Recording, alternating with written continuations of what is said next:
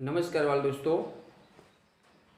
कक्षा चौथी कहानी 6 टपका का डर। इस कहानी में गरीबी और कष्ट से जूझती बुढ़िया की कथा है। झोपड़ी का टपकता छप्पर उसे और भी संकट में डाल देता है। वह मन ही मन झुंझला रही है।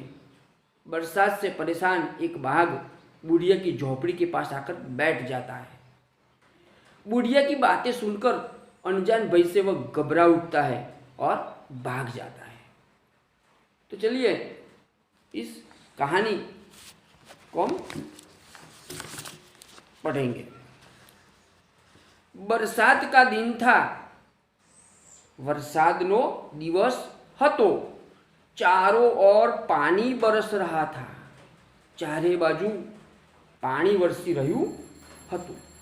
जंगल में बुढ़िया का घर भीग रहा था।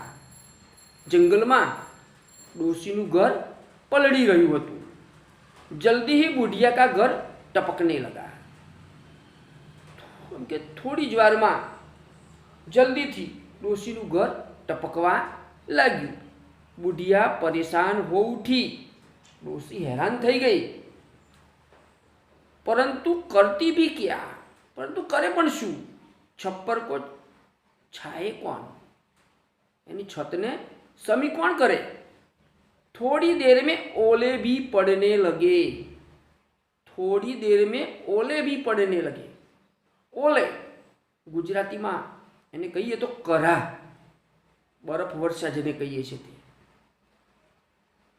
उधर एक बाघ ओलों की मार से परेशान हो उठा। एक बाजू પેલો વાઘ હતો એ કરાના મારથી હેરાન થઈ ગયો। कूदते हाँफते वह बुढ़िया के घर के पास पहुंचा। दौड़तो कूदतो ते डोशीना घरे पहुंच्यो। बुढ़िया अंदर चावल पका रही थी। डोशी अंदर भात रांधी रही थी। चूल्हे पर पानी टपक रहा था। टप टप। चूल्हा ऊपर पानी टपकी रही હતું। टप टप। वह झुंझला उठी और बोली। ते गुस्से थई अने बोली, मुझे टपका से इतना डर लगता है जितना बाघ से भी नहीं। मने टपकाथी एटली बीक लागे छे जेटली वाघथी पण नहीं। बाघ ने सोचा, बुढ़िया मुझसे तो नहीं डरती मगर टपका से डरती है। डोशी माराथी तो बीती नहीं पण ती आ टपकाथी बीवे छे। जरूर टपका मुझसे भी बड़ा जानवर होगा। जरूर आ टपकू माराथी मोटू जानवर हसे। बस इतना सोचते ही बाघ घबराया और सिर पर पैर रखकर भाग गया। आटलू विचारी अने वाघ घबरायो अने सिर पर पैर रखकर भाग गया। मतलब के खूब झड़पथी भागी गयो। शब्दार्थ: परेशान, हैरान। छप्पर એટલે छत, घास फूस व लकड़ी से बनी। ओले गुजराती में जेने आपणे करा कहीए छीए। बेर शब्द आता है। बेर गुजराती में आपणे कहीए बोर। मुहावरे देखिए, इसमें मुहावरा एक आता है झुंझला उठना। झुंझला उठना यानी कि क्रोधित होना। दूसरा एक मुहावरा आता है सिर पर पैर रखकर भागना, तेज गति से भागना। सिर पर पैर रखकर भागना એટલે तेज गति से भागना।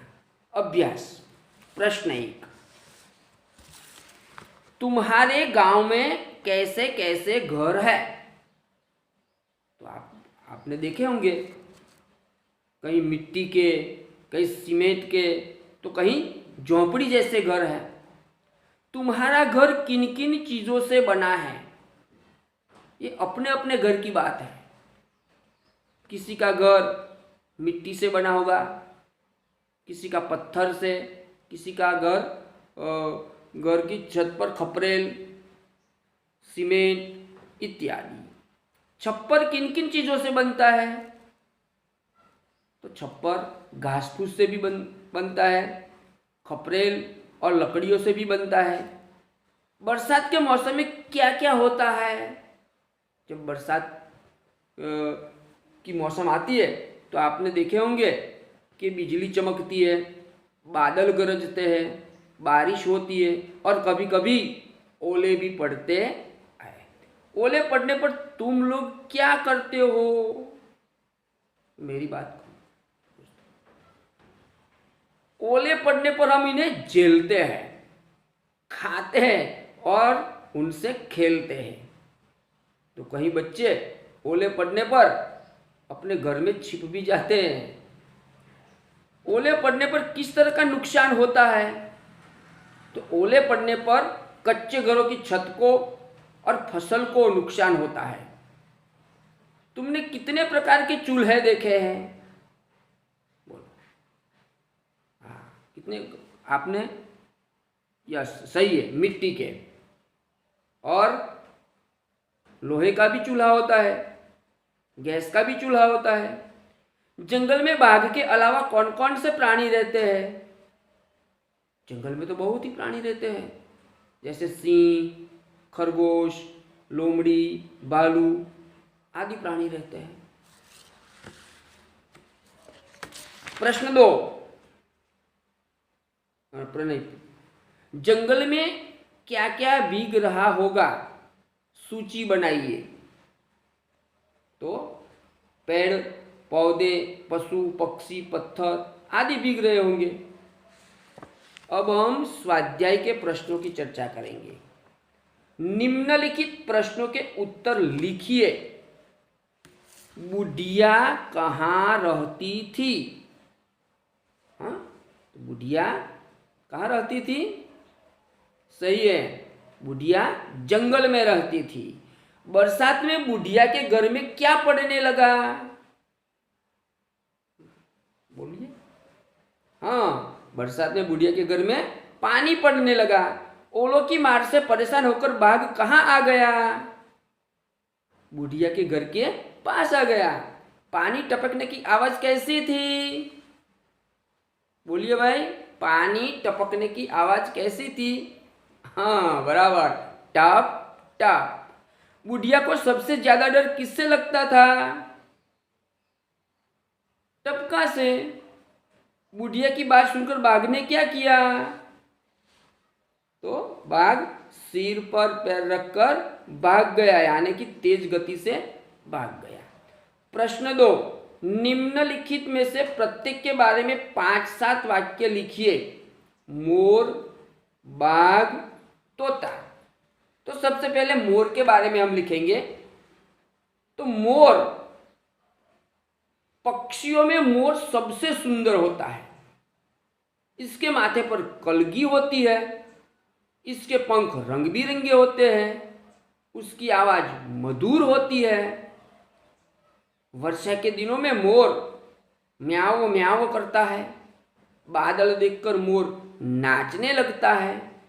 मोर पेड़ पर रहता है और मोर हमारे देश का राष्ट्रीय पक्षी है।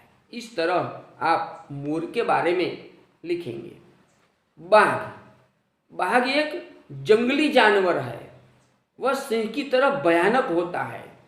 उसका रंग गहरा पीला होता है। इसके शरीर पर काली धारियां होती है। वह अंधेरे में भी देख सकता है। वह मांसाहारी प्राणी है।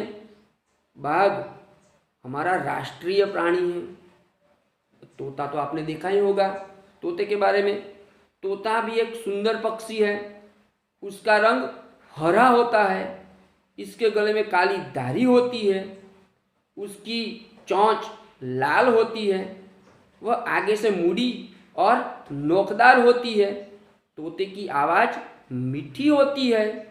लोग इसे पालते हैं। तोते को हरी मिर्च और अमरूद बहुत पसंद है। नीचे दिए गए चित्र का वर्णन 10 वाक्यों में लिखिए। दोस्तों, यहाँ मेले का चित्र है। मेले का चित्र देखकर आप 10 वाक्य यहाँ लिखेंगे। क्या लिखेंगे आप? इस तरह लिखा जाए, यह मेले का चित्र है। मेले में तरह तरह की दुकानें लगी है।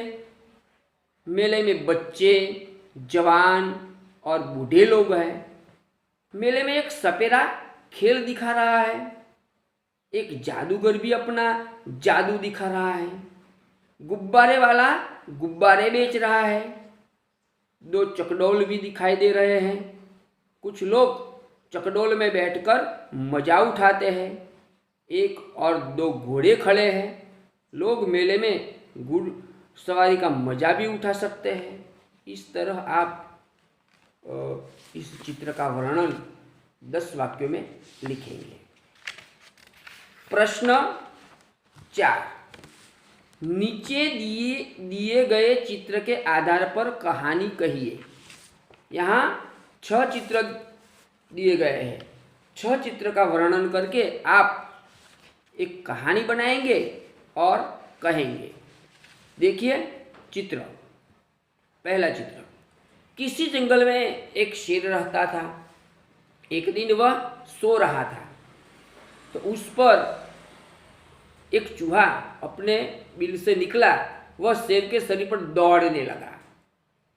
इससे शेर की नींद टूट गई। उसे बहुत गुस्सा आया।